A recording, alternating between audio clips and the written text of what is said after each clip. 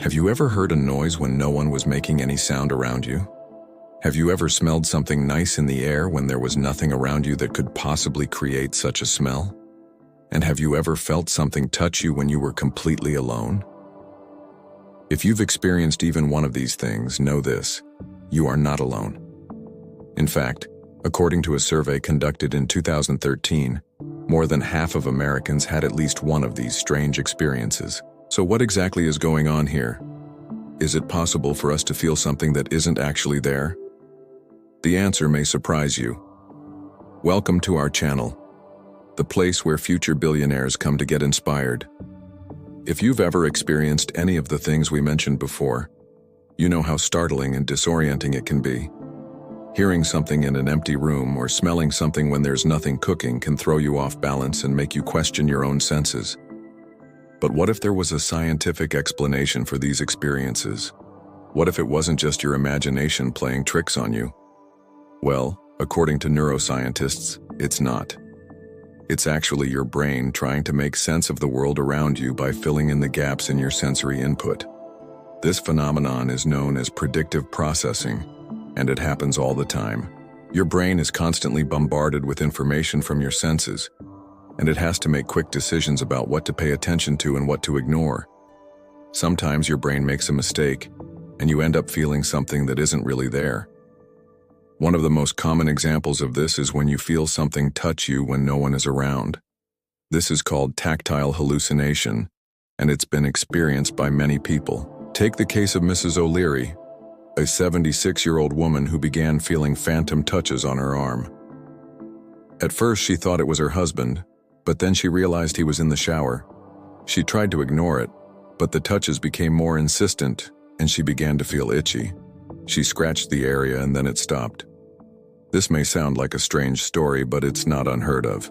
In fact, there are many people who have experienced similar things. So what's going on in cases like Mrs. O'Leary's? Well, it's likely that her brain was trying to make sense of the ambiguous input it was receiving. Maybe there was a draft in the room that caused her skin to move, or maybe she was sitting on a slightly rough surface that caused her to feel itchy. Whatever the reason, her brain filled in the blanks and created the sensation of being touched. Another example of this is when you hear something that isn't really there. This is called auditory hallucination, and it can be just as startling as feeling something touch you when no one is around. Take the case of Mr. Williams, a 45-year-old man who began hearing a strange noise in his apartment. He thought it was a pipe or the air conditioning, but he couldn't find the source of the noise. It was driving him crazy, so he called a friend to listen. His friend couldn't hear anything either, so Mr. Williams was left to wonder if he was losing his mind. This may sound like a far-fetched story, but it's actually quite common. In fact, according to a survey conducted by the American Academy of Otolaryngology, nearly 1 in 5 Americans have experienced auditory hallucinations at some point in their lives. So what's going on in cases like Mr. Williams? Well, it's likely that his brain was trying to make sense of the ambiguous input it was receiving. Maybe he was hearing a high-pitched noise that was too high for him to detect, or maybe he was hearing a low-pitched noise that was masked by other sounds in the environment. Whatever the reason, his brain filled in the blanks and created the illusion of hearing something. The same thing can happen with your sense of smell. You may smell something that is not really there because your brain is trying to make sense of the input it's receiving. But why does this happen?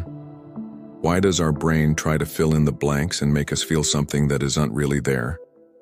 Well, it turns out that our brain is wired to do this. We're constantly bombarded with information from our senses, and we couldn't possibly process all of it. So our brain has evolved to make quick decisions about what to pay attention to and what to ignore. This is why you can tune out background noise when you're listening to someone speak, or why you can focus on one task at hand while ignoring the chaos around you. Your brain is constantly making these decisions, and sometimes it makes mistakes.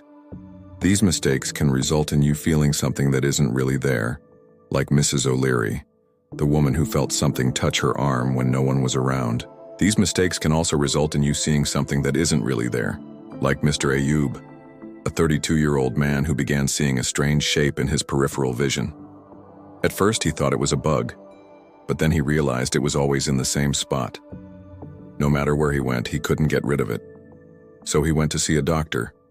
The doctor performed a series of tests and determined that Mr. Ayub was not suffering from a mental illness or taking drugs that could cause hallucinations. In fact, everything about his eyes seemed normal. So what was causing Mr. Ayub to see something that wasn't really there? Well, it's likely that his brain was trying to make sense of the ambiguous input it was receiving.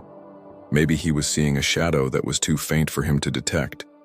Or maybe he was seeing a reflection that was distorted and didn't make sense in the context of his environment. Whatever the reason, his brain filled in the blanks and created the illusion of seeing something. Mr. Ayub's story illustrates another aspect of phantom senses, the fact that they can be incredibly persistent. Once your brain starts filling in the blanks and creating an illusion, it can be very difficult to stop. This is why some people report seeing the same phantom limb over and over again for years, even after they've lost the body part. Now, some people may be more susceptible to experiencing phantom senses than others. This is because the strength of our senses varies from person to person. For example, if you've lost part of your finger, you might be more likely to experience phantom limb pain because your brain is used to feeling that part of your body. Similarly, if you have a heightened sense of hearing, you might be more likely to hear noises that aren't really there. Experiencing phantom senses can be disorienting and even frightening, but it's important to remember that it's not a sign of a mental illness or a problem with your brain. In fact, it's simply a testament to the amazing complexity and adaptability of the human brain. Our brain is constantly trying to make sense of the world around us, and sometimes it makes mistakes.